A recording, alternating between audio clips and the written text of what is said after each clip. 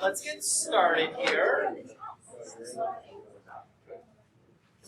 So let's start with questions if you have them from the previous homework.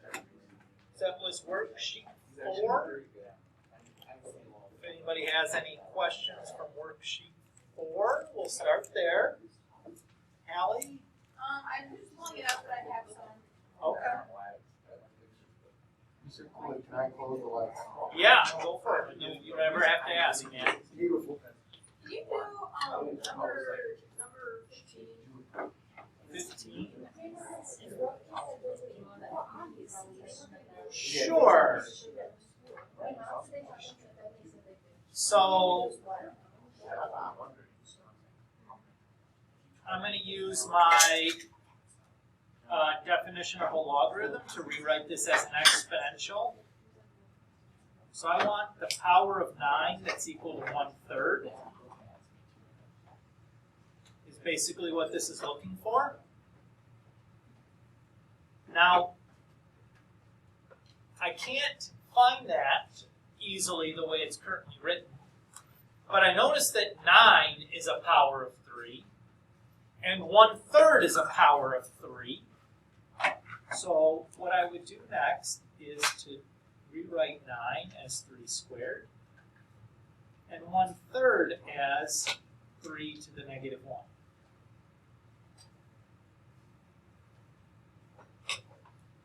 And then if I do my exponent of an exponent, I have 3 to the 2x is equal to 3 to the negative 1.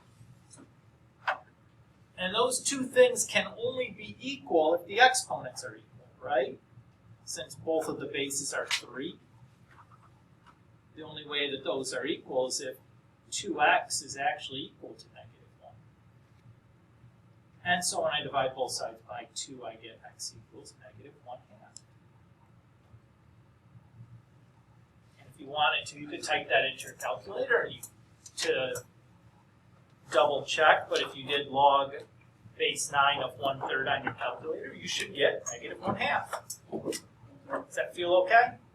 So the trick was having to rewrite them both as base 3 in this case, and then from there it was fairly easy, but that would have been the tricky part, is figuring out, how do I rewrite them so they have the same base? Because the other ones I think were fairly easy. Yeah, no problem, I do. Who's next? Megan? 18. So this is a find the inverse function. So the directions here would be to get the x by itself, and then we swap the variable names. So to get the x by itself, I'm going to start by adding 5 to both sides.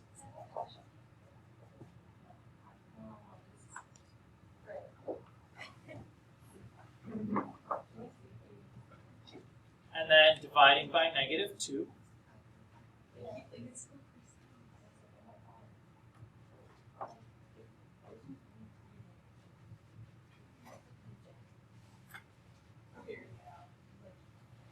So we're trying to get the log and the exponents on the side, correct? Well, I'm trying to get the x by itself. Okay. So the first thing I want to do is peel off the addition, subtraction, and the multiplication, division, and then any operation that's going on to the x. In that case, it's the log. So what is going to cancel out a logarithm? This is the big idea from last lecture. So it's going to be an exponent base. Now, which exponent base is going to cancel out common log there? Regular old log with no subscript written. Woody? It's 10. Right? The common log we understand to be log base 10, even though we don't write the subscript.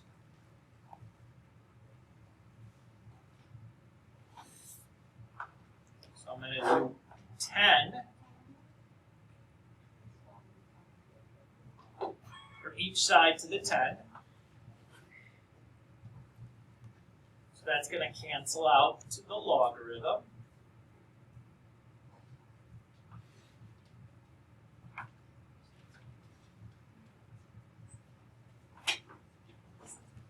Hi, Hello. how are you? Good, how are you? Good. She is an at-home learner, Okay. so is never in class. I'm Lauren. Okay. So far, so good. Megan, you doing okay?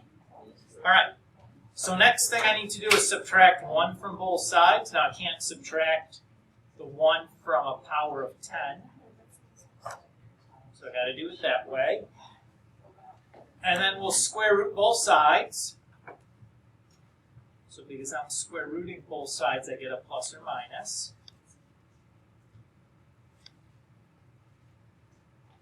And then lastly, we'll just swap the variable names.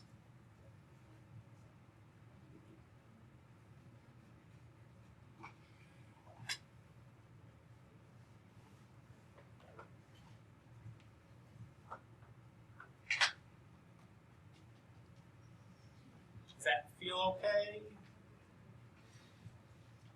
So again, there's a lot to do on that one. I didn't take it easy on you guys there. But it should have been relatively, like if you got past canceling out the log, all the rest of those parts should have felt pretty familiar, right? Or the obvious next thing to do once you got the log out of there. So getting to the log part and stuff after the log part should have been okay.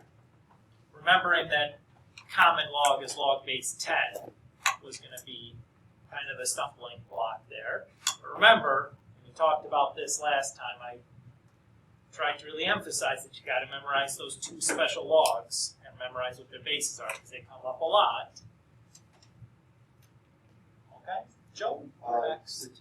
I have 2 questions. One Okay. question is, can we go over number 16? And the other question is, the 2 basic laws, is it 10 and E? Yes. Okay. So ln is log base e, Yeah. and log is log base 10. Cool. Yes. And then you said 16. Just, Okay. next. So this one, all I need to do is subtract the 6 and then divide by -2. So I'm going to actually push the negative sign into the numerator. So I'm going to write it as like 6 minus y instead of y minus 6 over -2. And then I just swap the variables and I'm done. Right, okay. So there's no logarithm needed, there's no exponent base needed. It's just addition and multiplication, or addition, subtraction, multiplication, division stuff. So Alright, cool. Thank you. yeah, no problem, my dude. Megan, did you have another one? Yes. So for like 12, because there's no number attached to the log. Correct. We understand that to be 10 then. So log base 10 can cancel exponent base 10 and you're left with just 3. And that's it. Woody? 17.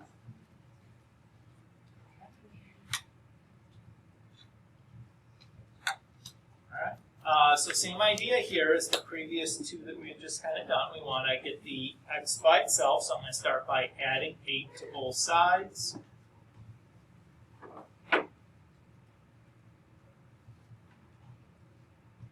And then dividing both sides by 5.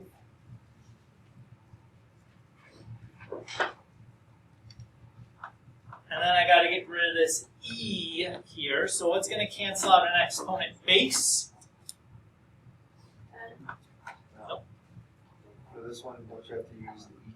I have to use a logarithm. Yeah. And the logarithm I need is ln, the natural log, because that's log base e. So I'll do the natural log to both sides.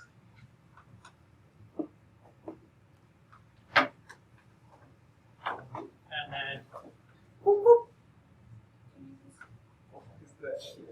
that was the log, or the natural log canceling the exponent base of e, obviously. And then the last steps would be to subtract that 3 over. And the 3 can't be subtracted inside of that logarithm, so it just gets tacked in on the end. And then I swap the variables. So the x's become y's and the y's become x's.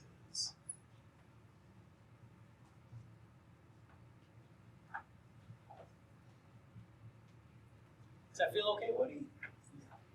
Good.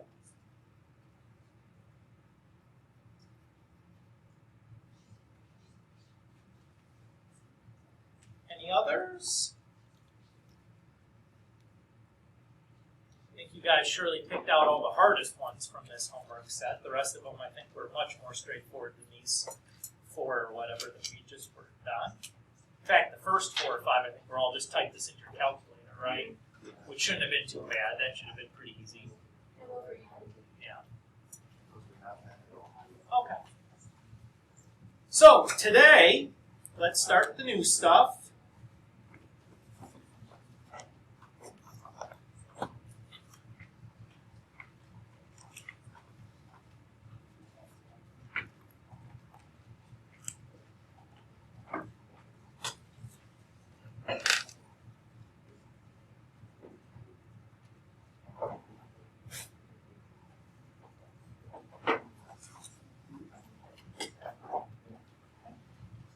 So today we're going to talk about some properties of logarithms. So basically these are going to be some rules about things you can do with logarithms. But I think just as important for most of us is the can't do's also. So I just want to start with like some examples of things that are not okay to do. And then we'll go and move on and show you how you can actually manipulate these things, okay? So these are going to just be some common mistakes I see students make over my many years as a math teacher.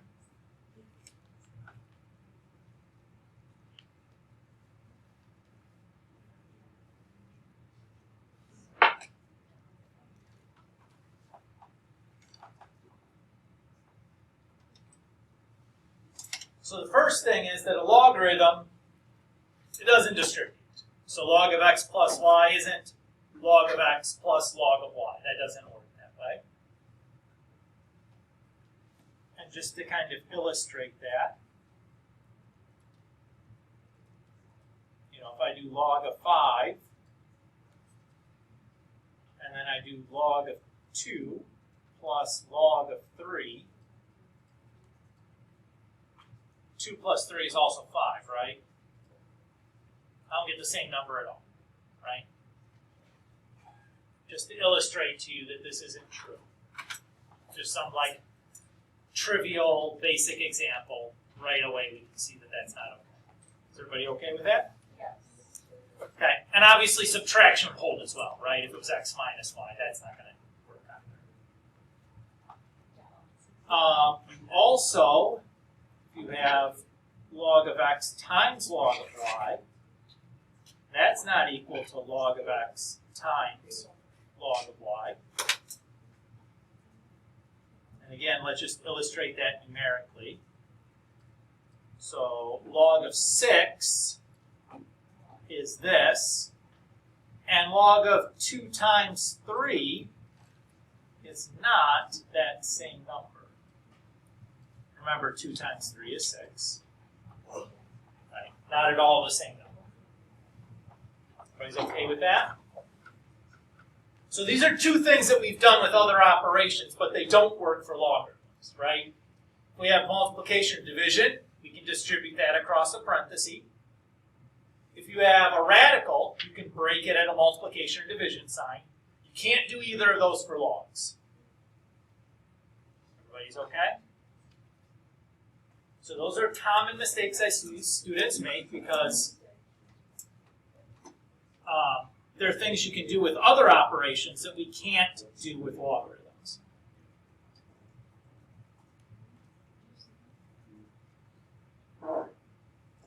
So what can we do to manipulate a logarithm? Well, we're going to look at 4 more properties of logarithms. So the first one is called the product property.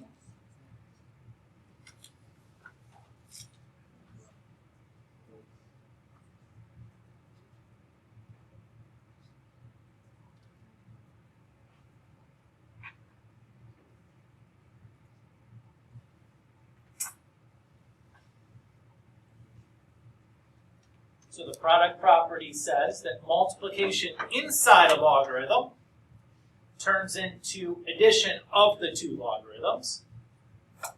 And that seems a little weird at first glance, right? That multiplication is going to turn into addition. But if you remember, for exponents, we had this, we had the property if I multiply two exponentials, I add their exponent. This property of logarithms is like the logarithmic version of this property for exponents.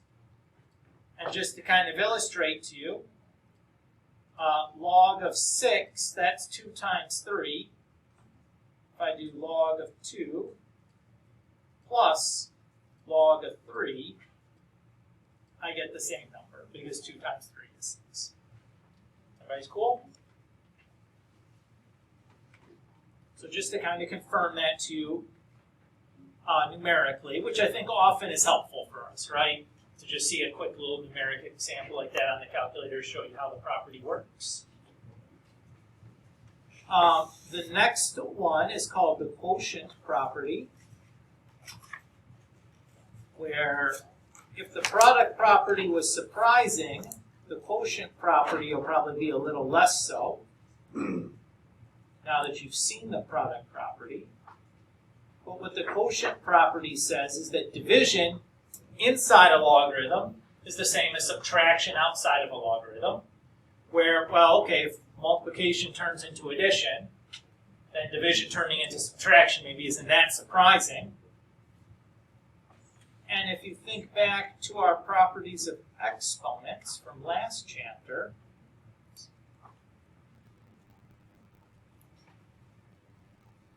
we know that if we divide two exponentials, we subtract their exponents. So this is just like the logarithmic version of that same exponent property. Is that okay with everybody? Okie dokie.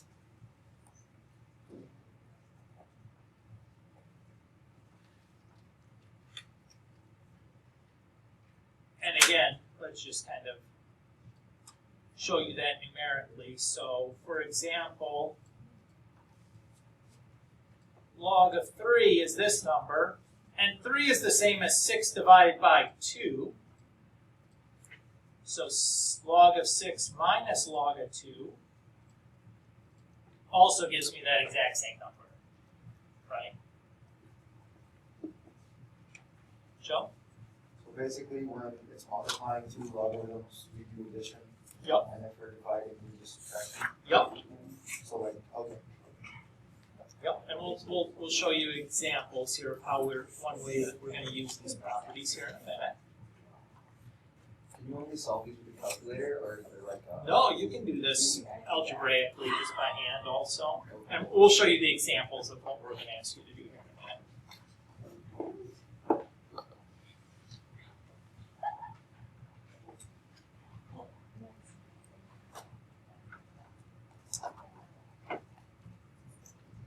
So the next property is called the power property. And what the power property says is that if you have the logarithm of an exponent, you can move that exponent to the coefficient of the logarithm. Which again seems odd, but if you remember, we had this property of exponents. It says if you have the exponent of an exponent, they multiply. This is basically just the logarithmic version of that property of exponents, where an exponent turns into multiplication, right? You guys see that? So again, we're not going to prove these things because, well, that's beyond the scope of what we need to do. But let's say, for example, log of 4. 4 is 2 squared, right? So log of 4 should be the same thing as 2 times log of 2. Everybody's okay with that?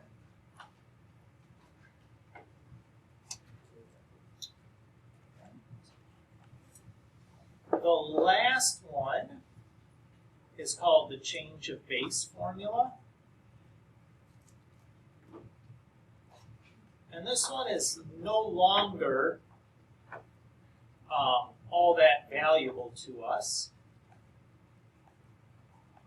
Although when I was in high school, it was something we used a ton, but is no longer that practical for you guys.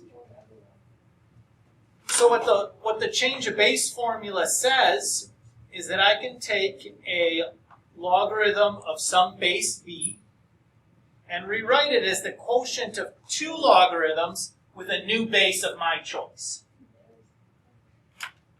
So when I was a high school student, our calculators didn't have the log base command built into it. We didn't have graphic calculators. So if I wanted to do something like log base 2 of 6, what my calculator had only was the log and the ln button. So I would use the change of base formula to do log of 6 divided by log of 2. And that would be how I would do log base 2 of 6 on my calculator. Now, you guys don't have to do that because I think almost every single one of us has the log base command built into their calculator, so it's not that useful to you. There are some things where like this comes in handy, but they're all kind of beyond the scope of this class, so we're not going to worry about it too much. But I wanted to point that out too because it is something that we'll expect that you've seen, but we're not really, I mean, in this class there's not really much use for it. Although it could be something that's helpful, you know, in another class later on. Okay.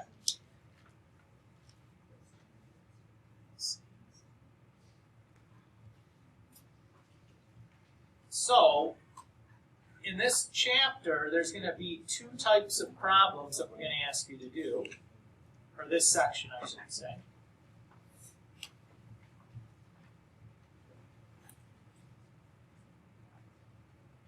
There are expanding problems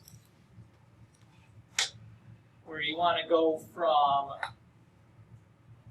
a single logarithm to the sum or difference of many logarithms.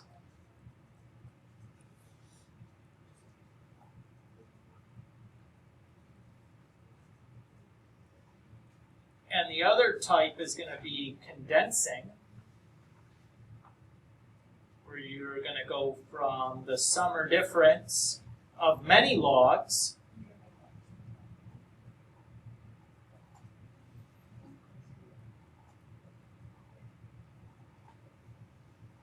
to a single logarithm.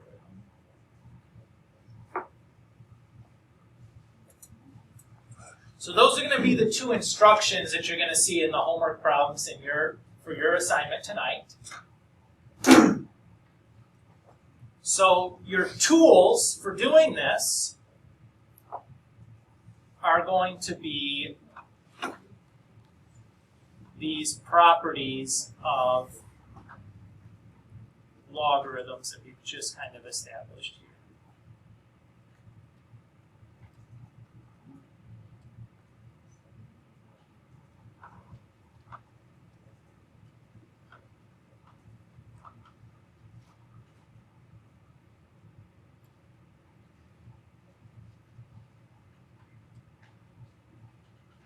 Okay. So for expanding, the order that we usually go is we want to do quotient, then product, and then power properties. Oops, I don't know why I wrote it 4 there.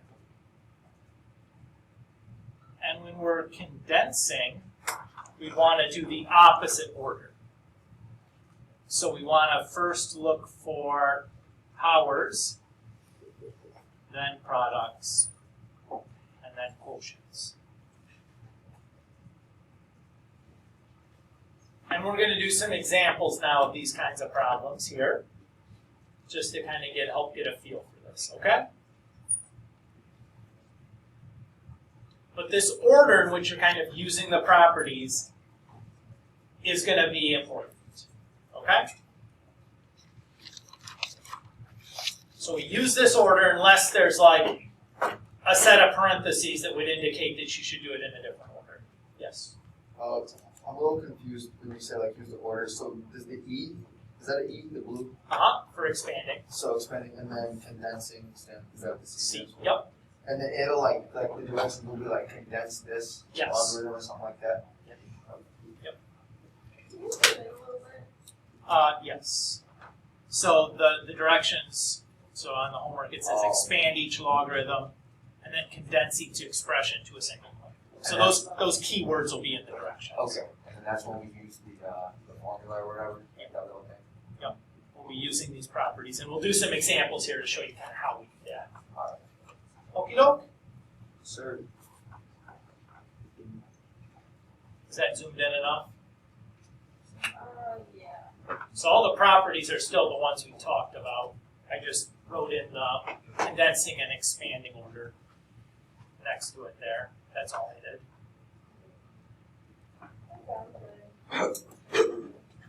All right.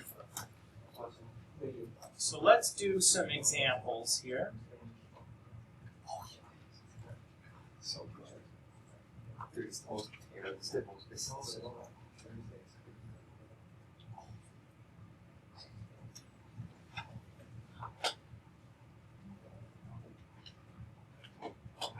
who created that?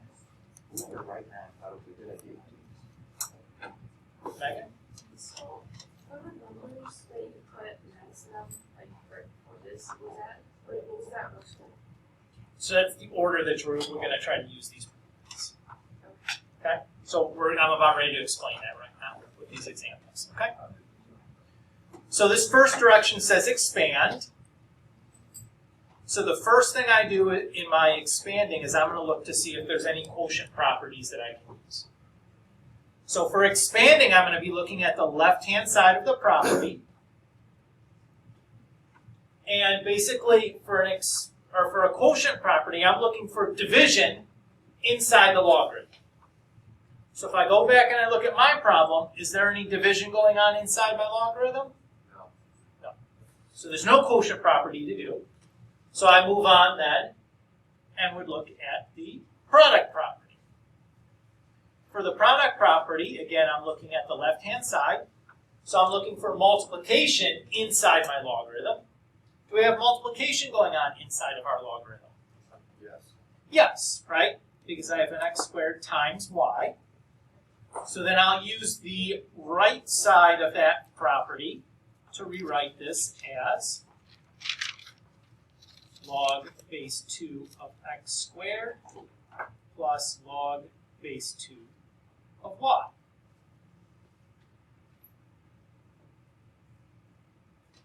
I would then double check to make sure there's no product property still going on after I've applied it once. You might have to do it more than one time. But if I look at the first logarithm, it's just log of x squared. And the second logarithm is log of y. Neither one of those have multiplication going on. So I'm good with and done with my product properties. So the last thing I look for is then my power property. So again, I'm looking at the left-hand side. So I'm looking for an exponent inside my logarithm. If I look at my first logarithm, I do have an exponent on the inside. So I'll use the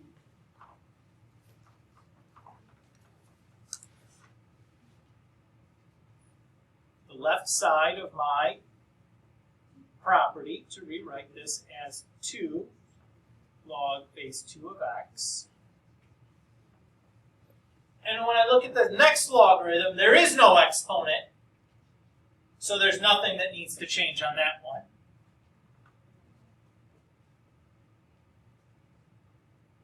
And that's all I can do. So that's going to be my final answer. Mr. Good.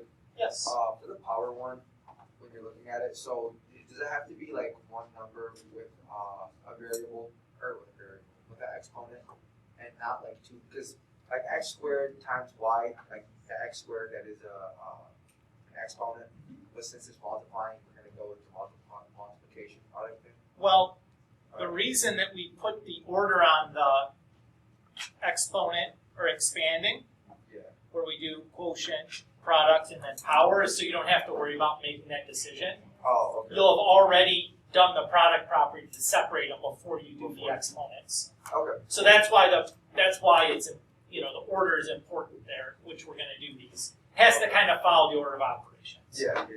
Where like, depending on which way you're going, you have to do like this operation before you do the next one. All right. Thank you. Does that help? Let's do another example of that.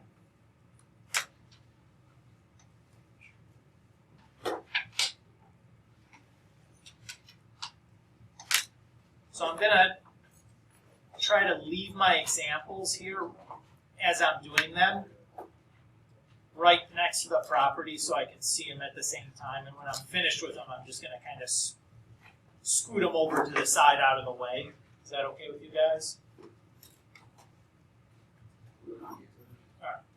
All right. Let's do another.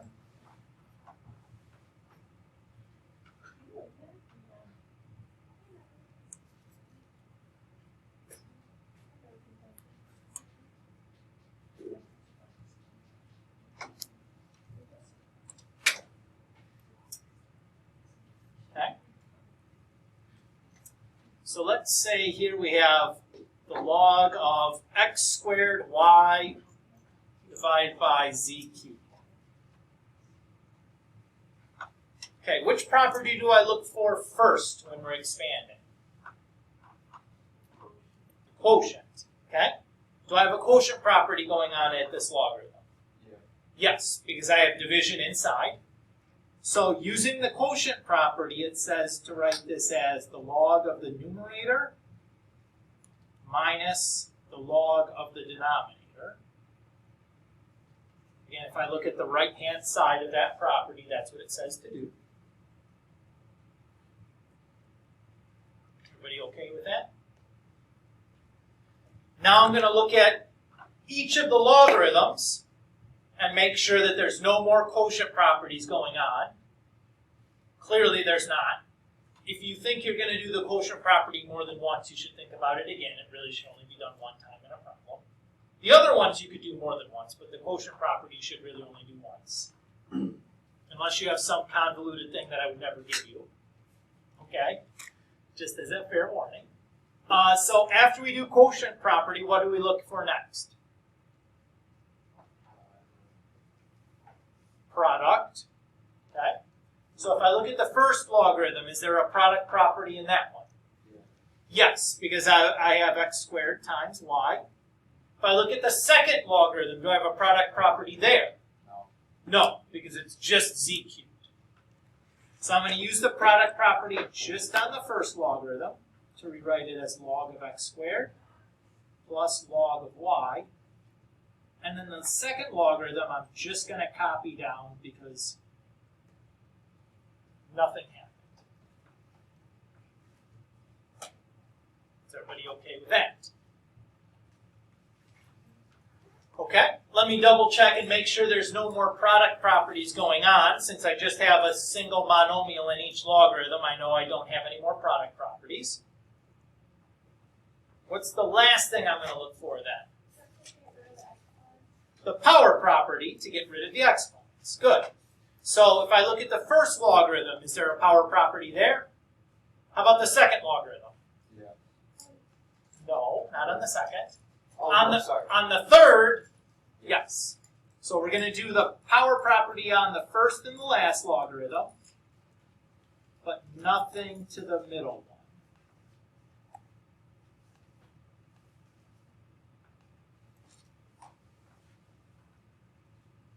And that's all we got.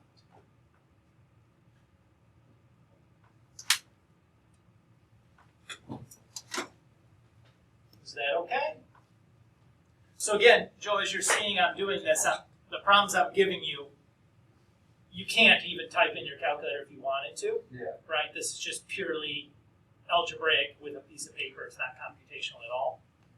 This is the kind of problem that I would give you on your test or whatever, something that you just can't type in your calculator. It's not that bad. It's Which, just yeah, not bad. You just have to remember the order, Yeah, basically. and if you remember the order, the properties aren't hard to apply.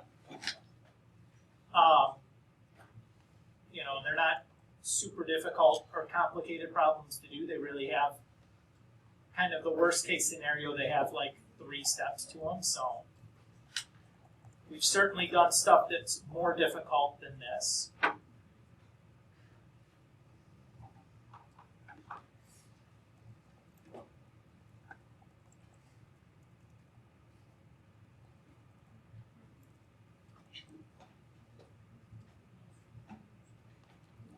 All right, let's do one more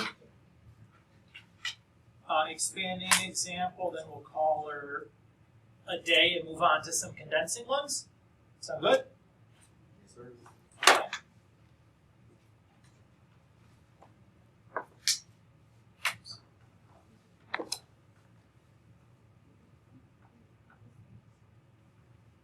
Okay. So let's say we have the natural log of the square root of x divided by y to the second times z to the fifth. We're still doing expanding. So what's the first thing, or what's the first property we use for expanding? Power. Quotient. Oh, is it? Yep. The power you said property. expanding. Yep. Sorry. The power property is never the first one for anything. Okay. Or the product property is not the first one for anything. That's what I meant to say. Okay, so quotient property. So what do I write? Natural log of the numerator minus the natural log of the denominator. Everybody's okay here? Okay. Next up, we look for what property? Product. Good. If I look in the first logarithm, is there a product property there? No. If I look in the second logarithm, is there a product property there? Okay. So tell me how to write that then. So the first logarithm stays the same. And then how do I write the second piece? Is it the ln times y squared plus ln ln times z to the fifth? Okay. Instead of saying times, though, say of. Of. Is the word you're looking for there? Because it's not two things multiplied together. It's like one thing. It's like square root of, Okay. you know, like we say square root of 2, Yeah. not like square root times 2. Okay. So it's the same kind of thing. It's an operation. So I got you. I know there's a parenthesis there, Yeah. and it's tempting to say times. Okay, so that would be almost everybody's natural instinct to write it this way. This is actually incorrect. Good. Yep. Let me explain to you why. So above, see the negative sign? That's applying to the entire logarithm. So after we apply the product property, that negative sign still needs to apply to the entire logarithm. So we need to make sure that we're putting a parenthesis there and distributing that negative through. I want to make a special point of emphasis on this because I would say that 100% of students would make this mistake the first time, having not had this pointed out to us and written exactly what Joe had written. If not something worse, right? They could do something worse. But almost nobody makes that realization without this being pointed out to them. Even now that I'm pointing this out to you and trying to emphasize it, many of us are spaced out and not really paying attention, and when it comes time to the test or quiz, we'll miss this key point also, and I guarantee you I'll have a problem where this occurs on a test or a quiz. So I really wanted to take a minute here and emphasize this, that when you have multiplication in the denominator, like we do in this example, have to remember when applying the product property inside that denominator, the negative sign has to distribute through. Okay? Both of them to the logarithm of y squared. Yes. Yes. Of all the things in the denominator. If there's 5 things in there, 5 things multiplied together, after you do the product property, you multiply or distribute through all 5 of them. All right, cool. So did you just do the log first and then you did the negative sign? Yes, I did it as 2 separate steps because I asked Joe what to write. Okay. And he told me what I expected him to tell me. And I used it as like to explain why that's not the right thing and what's really going on. If you went straight from the highlighted line to the last line, that would be okay also. Okay. And not show that middle one. Okay. Does that make sense? Yeah, I got it. All right. Next up is what property to look at? Power property. Okay, how many power properties do you see? 2, but it's a trick question, it's 3. There is 3. So 2 of them on the y squared and the z to the 5th are obvious. Yeah. Where's the 3rd one? Square root of x. Okay, what exponent is the square root of x in? 2. Not 2, Negative. not negative 2. Like 4. So what you need is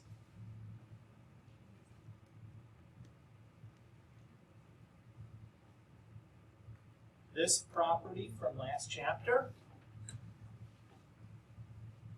So the nth root of x to the m is equal to x to the m over n. 1/2. 1/2 is exactly right. So again, you're seeing that there's a lot of overlap between the previous chapter and this chapter, right? This is, the 3rd or 4th time that in this lecture that we've referenced something from last chapter inside of this chapter. So there's that. I didn't do any, I didn't apply any properties. I just rewrote the square root as an exponent. And now I can write this as using my power properties. Again, you don't need to show this, the previous step to this one. You could go straight from the line before the blue to this bottom line and skip that one in the middle if you wanted to.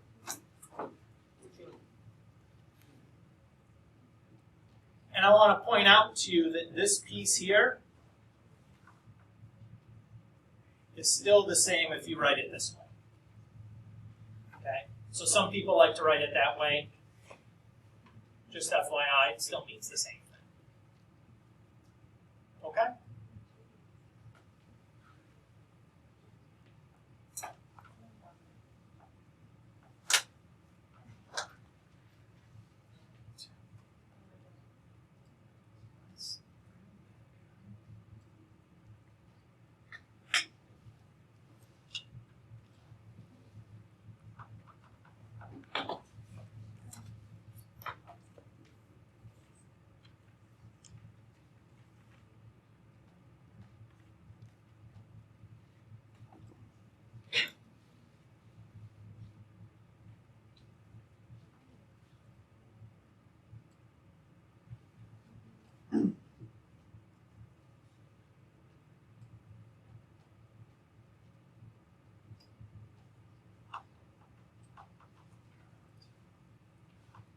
Let's change up here a little bit. And we'll now do some condensing examples.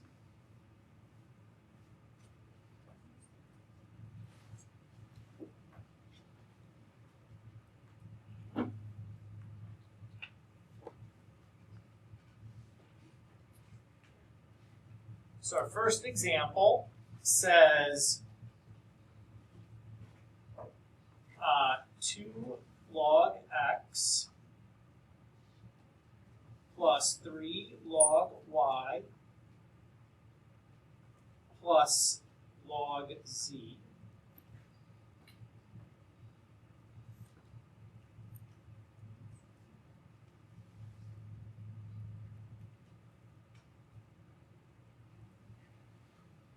So for condensing, we do the opposite order, so we're going to start with a power property.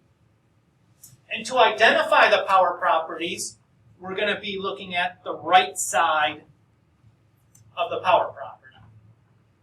So what I'm looking for a power property is the logarithms with coefficients. Right? So how many power properties do you see?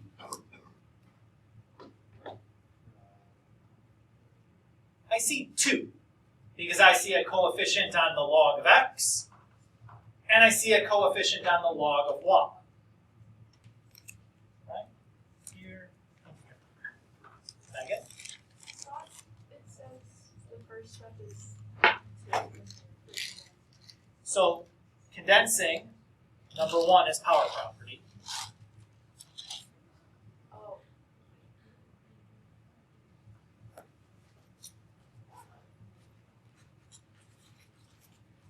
I thought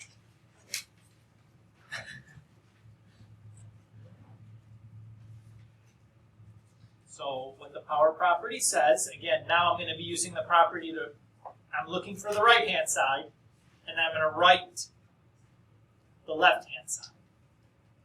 So 2 log x is going to become log x squared, and 3 log y is going to become log y cubed. And then log z, there's nothing to do, so that one just stayed log z.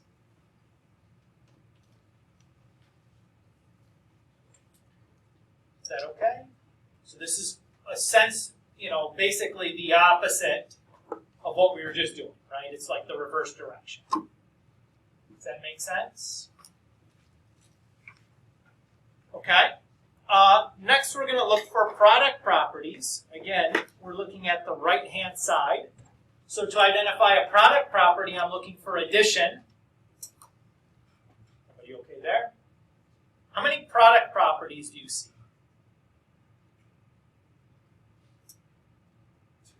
2, because I have 2 addition symbols.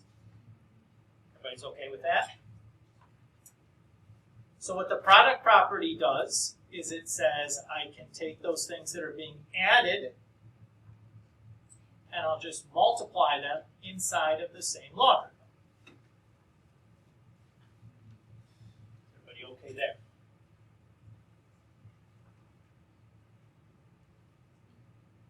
The last thing we need to check for that are quotient properties. To find a quotient property, I'm going to look for a subtraction symbol. Do I have anything subtracted? No. So I'm done.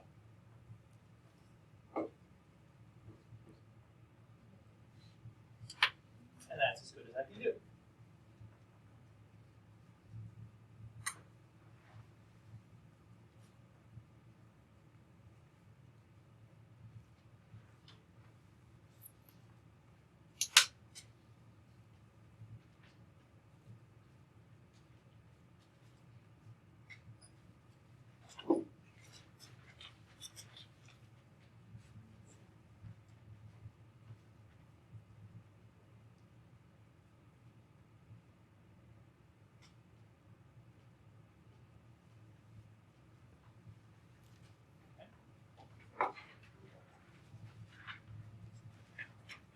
Let's do another.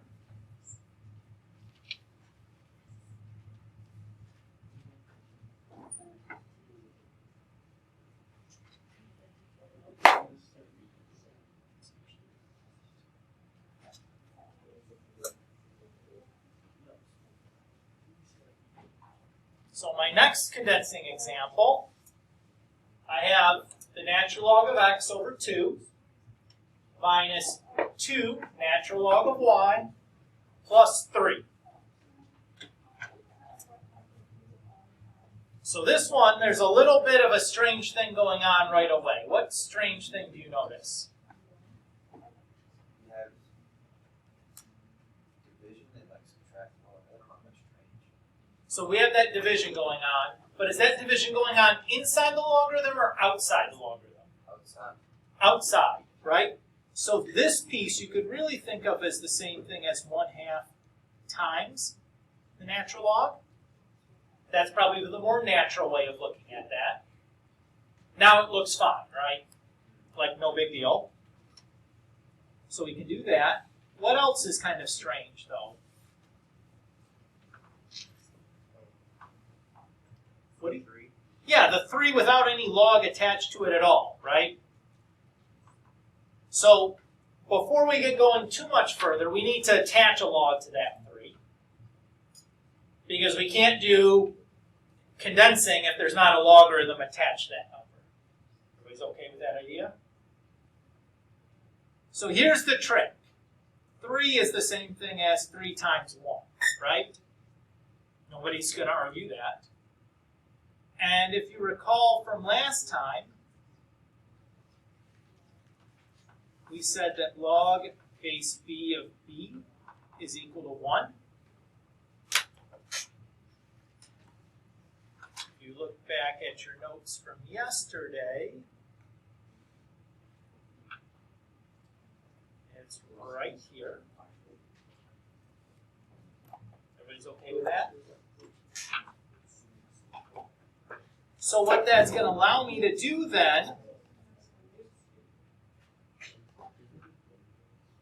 what is the base on ln?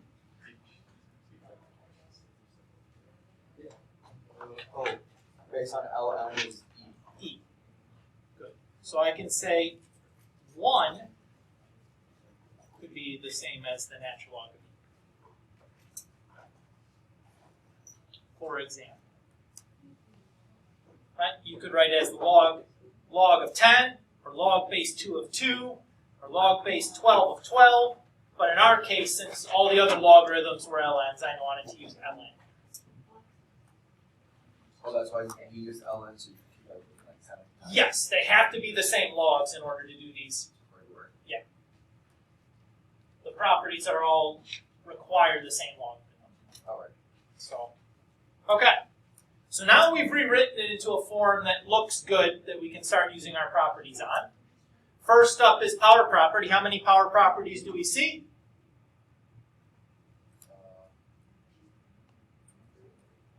3, right? I have 1, 2, 3 coefficients. So the power property just says to move those coefficients into the exponent. Now, a question here. This is minus 2 here, right? Minus 2 log y. Should I move a 2 to the exponent and leave the subtraction symbol? Or should I move a minus 2 to the exponent and write a plus symbol? Write a plus symbol. I don't know. It turns out you can do either. You can get the right answer doing either. I'm going to tell you guys this. I leave the negatives and just deal with the quotient property. It's not wrong to take them with you and deal with the negative exponent inside. That would be okay also, but I like to leave the negatives where they are.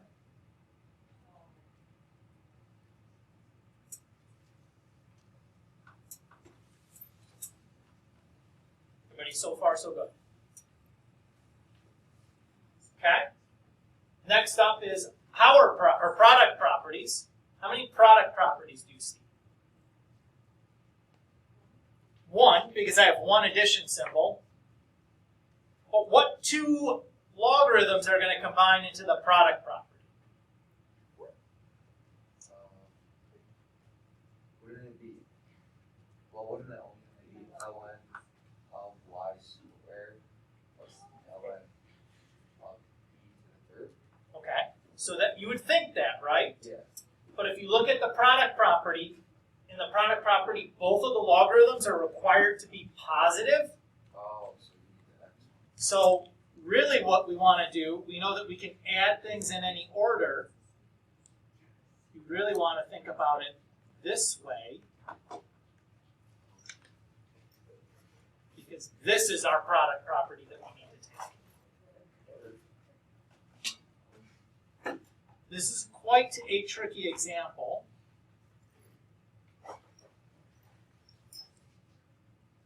Just FYI.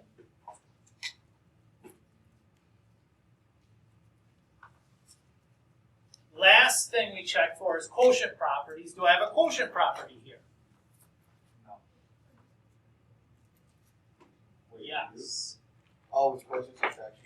Yep. So quotient is we look for subtraction. We definitely have subtraction. So when doing the quotient property, it's important that you put the correct stuff on top and in the bottom. The piece being subtracted is the denominator. So I'm going to turn that x to 1/2 into a square root here.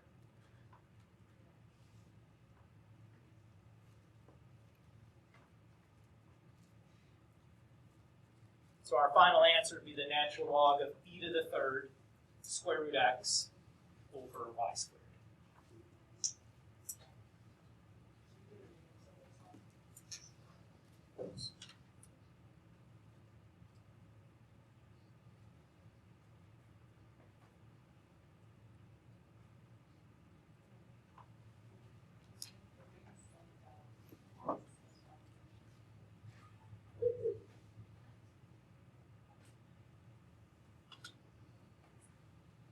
One more example, then we'll call that quits for today.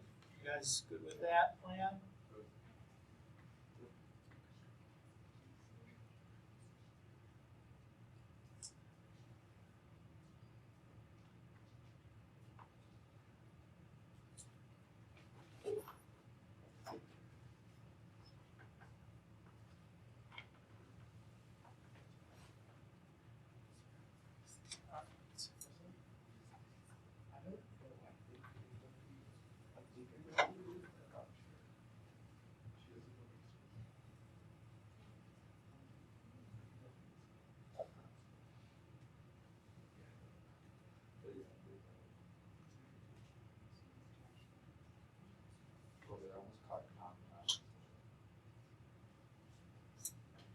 Okay.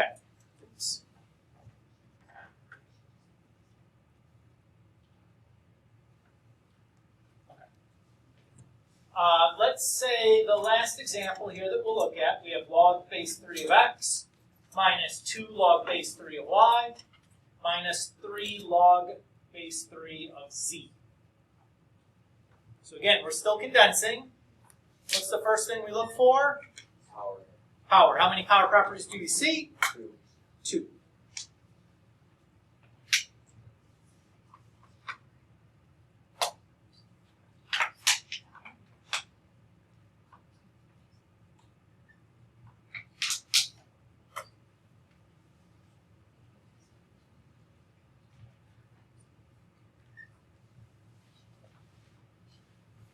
Everybody so far so good? Next thing we do is we look for product properties. How many product properties do you see? None. Wait. Ooh. There's no addition. It's hiding. So there's a product property here, but it is hiding. So here's the trick. You see how each of these logs is negative. We can factor a negative sign out and write it like this. Does that mean everything plus all of next one?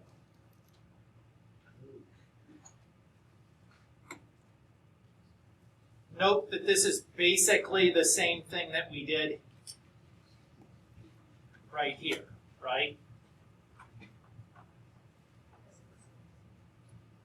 So again, I want to say the quotient property should only be used once in these expanding and condensing ones that I'm going to give you.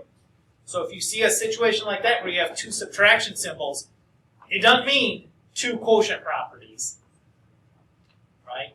It's going to mean we got a product property hiding because we only are going to have 1 quotient property. So now that we've shown that, we can apply the product property. Everybody good there? And the last step is the quotient, which we can obviously see there's one of those because of the subtraction.